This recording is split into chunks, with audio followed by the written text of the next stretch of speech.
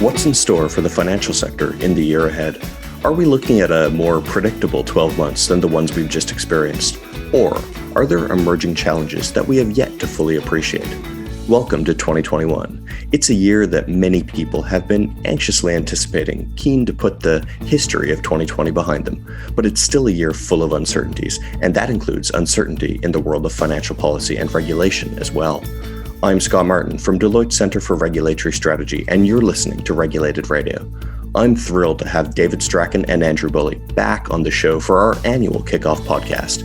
We'll be talking about the outlook for financial regulation in 2021, the economic, technological, and societal challenges that the financial sector is likely to face in this time, and how we think firms should anticipate them and respond. This is the show where we try our best to look into the future and predict what could lie in store. So let's get started. This is Regulated Radio.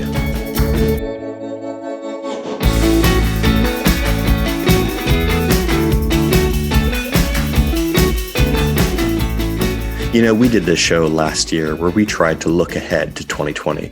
And among all the forecasts we made, a global public health emergency was admittedly not one of them. Predictions are hard, and that is especially the case when those predictions are about the future. Now, undeterred, the team here at EMEA Centre for Regulatory Strategy have just released our flagship annual report, the Regulatory Outlook for 2021. There's a lot packed into this document, reflecting all the policy activity that we see on the horizon. And I'm really pleased to be able to quiz the two principal authors of this report on the show today. So let's jump right in. Our first guest today is Andrew Bulley, a longtime friend of Regulated Radio and the partner leading the insurance and investment management practice at the Centre for Regulatory Strategy here at Deloitte. Andrew, welcome back. Hello, Scott. Many thanks for the invitation. Good to be back.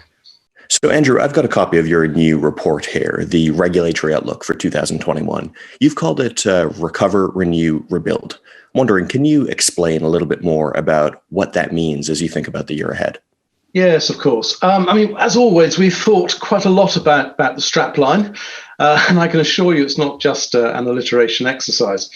I think recover and rebuild speak for themselves. It's really sobering to think that a year ago, no one foresaw the extreme economic and social disruption that has been wreaked by the pandemic over the last 9 to 10 months. Notwithstanding the extremely uncertain economic outlook, it's very clear that 2021 will be a year for rebuilding and recovery for both economies and businesses. We did consider whether the third word should be reform, not least given that the regulators and central bankers and policymakers will be considering very carefully whether reforms are needed in the light of the pandemic experience. But we're conscious that the system has been undergoing reform for the past decade, and in many respects, the pandemic has stress tested those reforms, and we would say they've emerged pretty well overall. So on balance, we went for the word renewal, and that was really to capture the reality of the situation, the zeitgeist, if you like, that unlike 2008, the financial sector is part of the solution, not the problem. Now, that statement's become a bit of a cliche in the last few months, but like any cliche, it's got some good truth beneath it. And we really wanted to capture the renewal of the financial sector's key role of directing credit investment to where it's needed in the economy and meeting customer needs in a fair and transparent way and with suitable and good value products. And in turn, how the regulators will be looking to ensure it delivers those essential outcomes. That's really interesting. Thanks, Andrew. Now, I'm also really happy to have David Strachan on the show with us today. David is the head of EMEA Centre for Regulatory Strategy, and you last heard him on the show talking about how the COVID-19 pandemic had altered our expectations for the year 2020. David, it's good to have you back. Thanks very much, Scott. Good to be here, and it's good to be joining you and Andrew again. So, David, I'd like to start with the topic of credit risk. This economic downturn has been unprecedented in all kinds of ways. It's created challenges for firms in terms of their financial resilience and their business models. And now a buildup of non-performing loans appears to be inevitable. What's your outlook for NPLs? And what do you think regulators have learned from the experience with them in the last crisis? Well, I think the first point to emphasise is that the stress testing undertaken by the Bank of England, by the European Central Bank, all those have shown that the banking sector is well placed from a capital and liquidity perspective, even in the face of sizable and significant credit losses. So that's the first point. But nevertheless, it is going to be challenging for banks to navigate the current volatility and uncertain economic outlook look. I mean, particularly as it's difficult to judge the fundamental asset quality at the moment and the impact on capital given the different support schemes put in place by the government. So while the extent of credit impairment will become clearer in 2021, we still won't know the final outcome. And that's in large part because the default and recovery processes will play out over a longer time horizon. Clearly, regulators are stressing the need for a more proactive non-performing loan resolution strategy. And that, I think, is having learned some hard lessons from the great financial crisis. And they expect banks to recognise impairments on a timely basis. But we think banks are going to have to tread a fine line through these credit decisions, particularly in the light of conduct expectations that they should allow time for consumers to make payments. So there's a potential tension there. Last, I'd like to just turn to the insurance and investment management sectors. Clearly, while banks are in the front line, the deteriorating credit environment will affect insurers and investment managers through a combination of ratings downgrades as well as defaults on corporate bonds or securitized loans. In fact, we see a risk of a spiraling cycle of downgrades leading to portfolio rebalancing and price drops and potentially further weakening of asset valuations. So, David, I'd like to quickly turn to Brexit, especially now that the transition period for the UK has come to an end. What do you think should be at the very top of the agenda for financial services leaders when they consider the regulatory complexity of the new market access environment that they're going to face, either trying to serve European clients from the UK or vice versa? So first things first, the fact that a trade deal was reached at the end of last year is definitely positive for the financial services sector and its customers. Failure to reach a deal would have been very disruptive to certain businesses with potentially knock-on effects for their creditworthiness. So challenges on that front have been reduced, but financial services leaders will now, I think, be very keen to see further positive equivalence decisions adopted. That said, our view is that we don't expect the EU to grant any positive market access equivalence decisions anytime soon. However, it is possible that it may take some less contentious decisions relating to equivalence for aspects of bank capital. So there might be some progress on that front. As the transition period has now come to an end, supervisors will expect banks to continue delivering on their EU authorization plans agreed with the regulators. But going beyond that, it's clear that some banks are going to reflect on and actually start ironing out some of the inefficiencies that have been brought about by their new operating and business models. That work will be driven by the business itself and with a focus on optimizing operations across Europe as a whole, so both the European Union and the UK.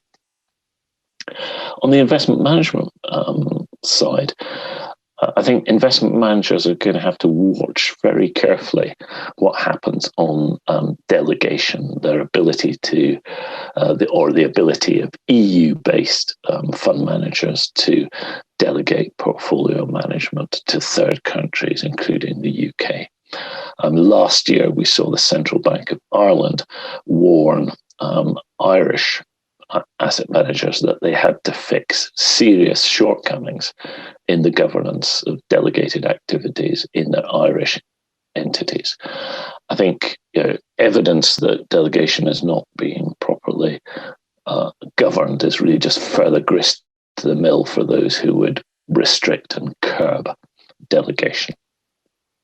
And the last point on this section, firms across all sectors will also need to follow data protection developments closely, particularly the EU's decision on the UK's data adequacy, and that's relevant for sharing personal data from the EU to the UK. While we see a positive adequacy decision is likely, it's definitely not a foregone conclusion. And it's important to remember that sort of the temporary adequacy decision only runs for 6 months until the end of June. All right. Now, Andrew, I'd like to turn back to you with a fairly big question. And that is, as you think about how regulators will reflect on how the regulatory framework has performed since the start of the pandemic, which aspects of regulation do you believe they will see as having worked well, and which, if any, maybe less well? And consequently, what action do you expect regulators to take to show that they've really learned the lessons from the last 10 months? Yes, Scott, that is indeed a big question. And I think, firstly, it does bear emphasising that both the banking and the insurance sectors went into the pandemic in a very strongly capitalised position. And that is a tribute to the reforms of the past decade, and it's exactly where you want to be from a regulatory and from a macroeconomic point of view when faced with a 1 in 100-year event such as we're currently experiencing, or maybe more than that. Operationally, and here I have to allow for my sort of inherent bias as a former regulator, I do think the regulatory response has been impressive. I think lessons have clearly been learned from the handling of the financial crisis a decade earlier. The regulators moved swiftly to ensure orderly markets and the flow of credit and investment, and also to help the vast swathes of consumers left vulnerable, more or less overnight, and often very unexpectedly, by the effect of the pandemic. And there has been some fairly radical and, in my view, sensible deprioritisation to help both firms and supervisors focus on what matters most. But in terms of what may have worked less well, supervisors and central bankers have repeatedly called for banks to use their capital buffers in order to maintain the supply of credit to the real economy. But that hasn't happened. Why is that? Well, various causes. Banks are reluctant to not to maintain capital ratios comfortably in excess of their regulatory requirements, and they're reluctant to face the mandatory restrictions on distributions, including on coupon payments, that are associated with drawing down their capital buffers. And I think also we have to recognise there may be some concerns as to the market stigma that may attach to being seen to be triggering those restrictions. I think for those reasons, over the next year or two, the BCBS and the FSB will be examining whether the buffer framework is working as intended and whether any disincentives exist to the use of buffers in times of stress and whether those can be removed in some form. More generally, we also think that in the light of the pandemic experience, regulatory attention will focus yet again on the systemic scope and resilience issue, the perimeter, and any threats posed by the non-bank financial sector to financial or market stability. And indeed, more stringent regulation of certain types of investment funds and other non-bank financial institutions could well be in prospect. And finally, I think I would flag the issue of culture. Now, there's been a lot of emphasis on this in recent years in several jurisdictions, most notably the UK and the Netherlands and Ireland. But supervisors may well be asking themselves whether the pandemic has shown that firm cultures are quite in the right place, uniformly focused on customer outcomes and wider social expectations to the extent the supervisors would like them to be. Now, something that you've already written about this year quite a bit is the challenges facing firms that need to look out for both their own financial health and also the well-being of their customers through what's been a really difficult period. Do you think there are tensions between the prudential and the conduct obligations that firms face here? And what do you think they can do to manage these tensions? Yes, there is undoubtedly a potential tension between conduct and prudential regulatory pressures here for both banks and insurers. Both face simultaneous pressures to manage their financial resilience while also achieving fair outcomes for their customers, especially those in financial difficulty. Banks will have to engage proactively with borrowers before their payment breaks end to assess their repayment capacity. They will also need to give customers enough time and support to recover financially, and they'll have to consider additional forbearance where required, but at all times avoiding creating unsustainable long-term indebtedness. Now, that's quite a difficult challenge, and that will require careful and sensitive judgments case by case.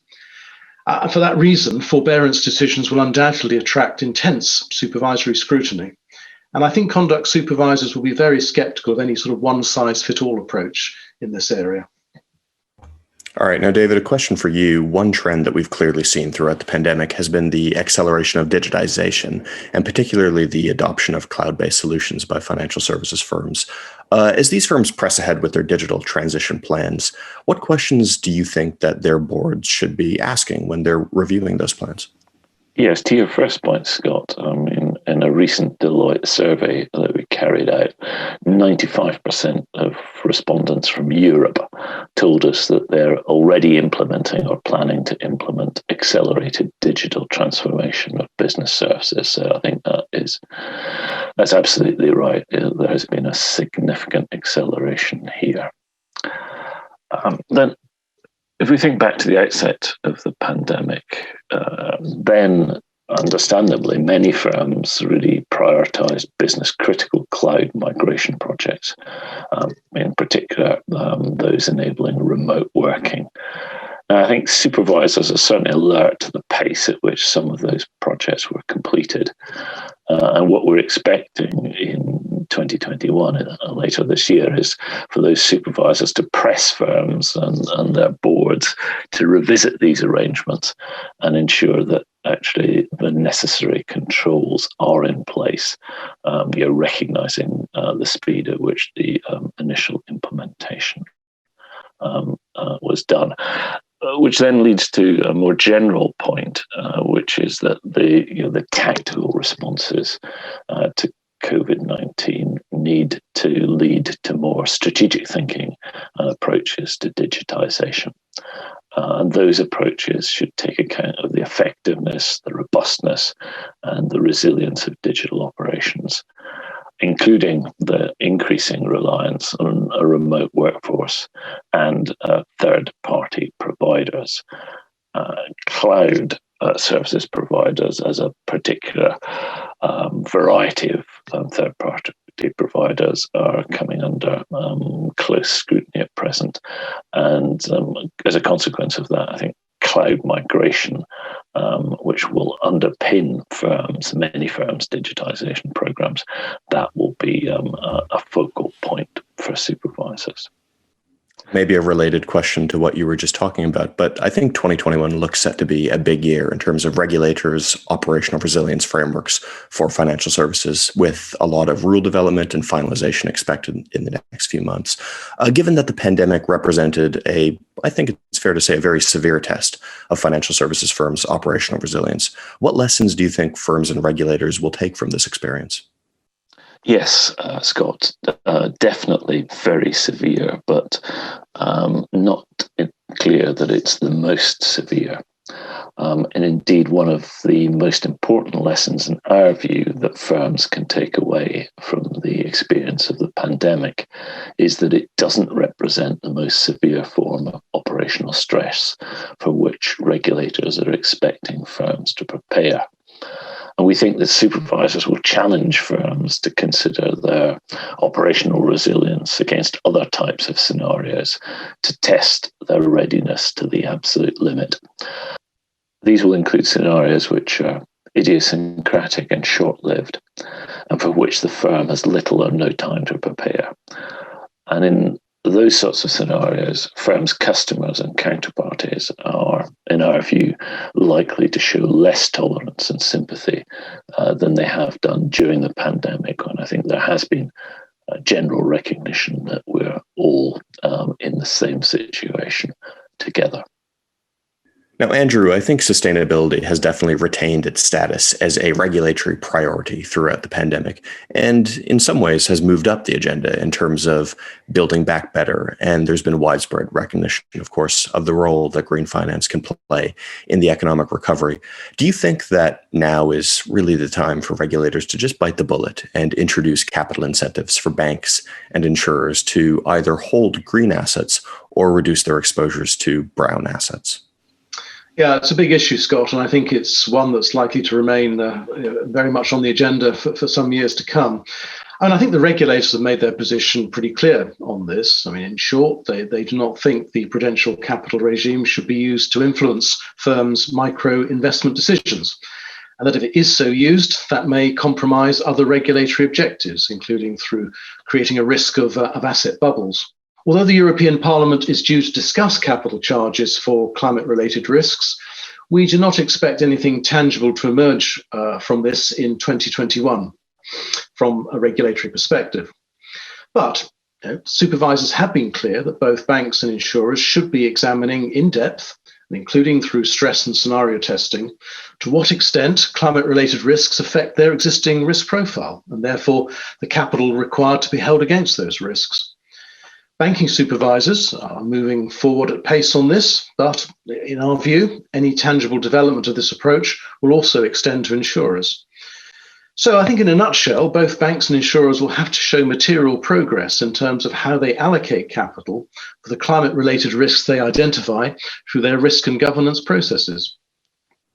I think that sounds very fair, especially if our frame of forecasting is the next 12 months. But that being the case, in that nearer term, what regulatory expectations or challenges around sustainability do you think are going to be top of mind for firms needing to tackle in 2021? Yeah, and I'd point to a couple of things here, Scott. Firstly, there's one immediate deadline for UK firms coming up this year, and that is the PRA expects banks and insurers to have fully incorporated climate-related risks into their overall governance and risk management frameworks by the end of 2021. And they will be using the SMCR regime, the senior managers regime, to reinforce implementation of that. Secondly, supervisors will also continue to focus on climate-related stress and scenario testing. In the UK, the focus from June will be on the Bank of England's ambitious climate biennial exploratory scenario, in which the largest banks and insurers have been invited to participate. And lastly, one of the most challenging areas for all financial services firms is likely to be developing effective and comprehensive ESG data and methodologies to meet intensifying disclosure and suitability and customer communication requirements. We expect to see concerted industry-led ESG data sharing solutions developed throughout 2021. All right. Now, David, as we reach the end of the podcast, I wanted to zoom out and ask you a bigger picture question. And that is that the financial services industry has clearly had a major role to play in terms of supporting the economy throughout the pandemic, and not to mention the post-pandemic recovery as well. I think that many people in the industry are looking ahead to 2021 and thinking about what they can do to step up to the plate and remain part of the solution. What would you advise firms and regulators to focus on in order for the sector to really fulfill this role? Although financial services firms will have to continue to make difficult decisions in the face of the uncertain economic outlook, I've no doubt that they will also want to play their role in economic recovery and to continue, as they have been seen in the early stages of the pandemic, to be part of the solution to the circumstances that we face.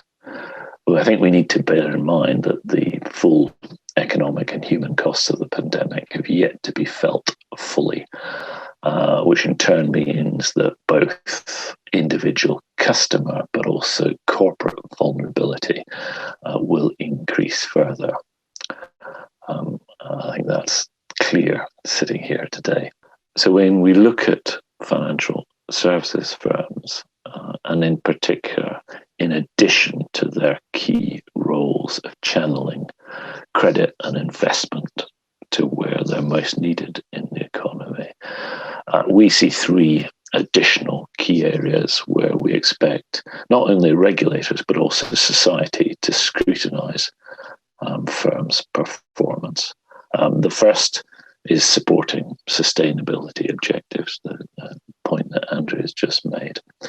The second is around delivering and embedding their own cultures such that they really do deliver good customer outcomes. And finally, but certainly by no means least, that they show that they're embracing social purpose and diversity and inclusion. We think that those are three sort of key tests which, as I say, society at large will be looking for to the financial services industry to pass in 2021. All right. Now, as you're both longtime friends of the podcast, you'll know that we always end with a request for the two of you to make predictions about what's going to happen in the year ahead. Now, I accept that this last year has not been particularly easy to predict, and that much of the uncertainty that we faced in that time continues to drag on now in many ways. But I'd like to know what you think will be the most important regulatory trend of 2021 that won't be driven by COVID-19, or put another way, will emerge in importance as the pandemic is hopefully dealt with and recedes. David, why don't you go first? Thanks. So I'm going to choose a subject that you and I, Scott, have spoken about many times before, and that concerns dealing with regulatory divergence. However, in 2021, we're going to see a new variant of divergence, and this time it's between the United Kingdom and the European Union. And that will arise because the UK is set to use its independence from the European Union to set out its own approach to regulation, to start doing things differently and better, in the words of the Chancellor. So we've already seen the UK introduce some targeted departures from the European Union's capital requirements regulation. And we're also expecting the UK and EU to take different approaches to the review of Solvency II. Normally, people link divergence to the prospects for the EU granting the UK equivalence, the subject that we covered earlier. Now, that is clearly highly relevant, and the EU has been very vociferous about that. But I don't think it's the whole story. And instead, I think the issue I'd like to focus on and point out for the year ahead is really the governance and compliance challenge and costs of having to deal with two distinct and diverging regimes in some areas. And those challenges and costs will also be significant. Thanks. And Andrew, what's on your mind? Scott, I think I'd go back to this potential tension between conduct and prudential objectives. We flagged this in the outlook, and we've discussed it a little bit earlier in this podcast. I mean, let me emphasize there's nothing new in this. Such tensions have always existed. They're manageable, they're recognized. And indeed, they can often be creative. There can be creative grit in the system, if you like. And the regulators have a well-established approach, well-established protocols for dealing with them. So I expect overall a balanced approach will emerge. Nevertheless, the pandemic has thrown these tensions into very sharp relief. And so I think the task and challenge of navigating through these issues will attract greater prominence this year for both regulators and firms. Andrew, David, thanks so much for coming on the show, and Happy New Year. Thank you, Scott. Great pleasure, and Happy New Year to you too. Yeah, likewise. It's been, as always, a pleasure to be part of the discussion. And there you have it. Some food for thought for the year ahead in financial services policy. One thing I've taken away from the conversation with Andrew and David today is just how many really significant framework-defining decisions regulators are going to have to make this year about the post-pandemic course that they chart. We at Regulated Radio will be here every step of the way, quizzing our experts on the most interesting issues that we see emerging. But that said, if you have thoughts on any ideas or topics that we can tackle in the next few months, please give us a shout at regulatedradio@deloitte.co.uk. We really would love to hear from you. And remember, if you like the show, hit the subscribe button to ensure you receive notifications about our next episodes. And if you're already subscribed, you can give us a review on wherever you get your podcasts. But that's all for now. Thanks so much for joining us, and you'll hear from us again soon.